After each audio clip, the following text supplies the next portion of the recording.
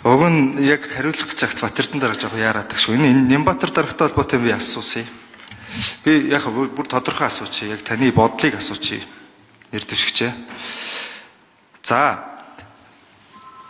Хатан туулаа хамгаалсан хүмүүс одоо энэ туул голдоо жоохон санаа зовоод мэдээлэл нэгчээ.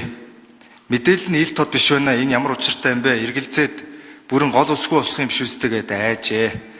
Айгаад хотын даргаасаа бахан асуулт асуусан чинь өөдөөс нь жүжигчин гэж хэлэх юм, тэмцсэн хүмүүсийг жүжигчд гэж доромжлох юм, асуусан сэтгүүлчийг угаацгах юм, өөдөөс нь очиж эсэргүүцхээр намынхаа гишүүдийг төрхираад наатаха бол юмын хураа булаа хөөж явуул гэж зодуулахад бүр зод гэж төрхирэх юм.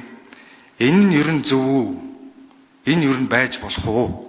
Юу болж байна вэ? Яг энэ таны бодлыг асууж байгаа шүү. За, уучлаарай шүү. За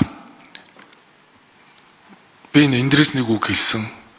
Дарга хүн бол ард түмнээ эргдээ хизээж битгий дээрээс нь харж, нэг л тохиолдолд дээрээс нь харж, унж болсон хүнийг татаж босгохтол дээрээс нь харж.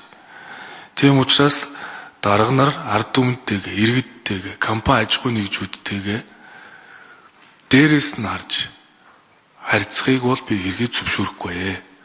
Ард түмнээ хүндэлж, иргэдээ хүндэлж, тэдний үйлчлэх, тэдэнд үйлчилгээ үзүүлж байгаа хэлбэрээр ажиллах ёстой гэдэг зарчмыг намын даргын хувьд бүх шатны удирдлагуудад шахаж шаардж ажиллана.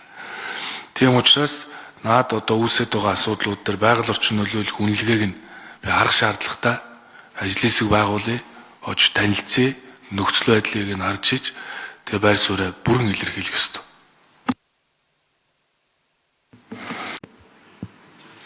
Уучлаарай шүү. За наад албал ёс зүйн асуудал. Тийм учраас манай хяналтын хороо, ёс зүйн хороо өөр өөрийн одоо ажиллах арга хэлбэр механизмтай.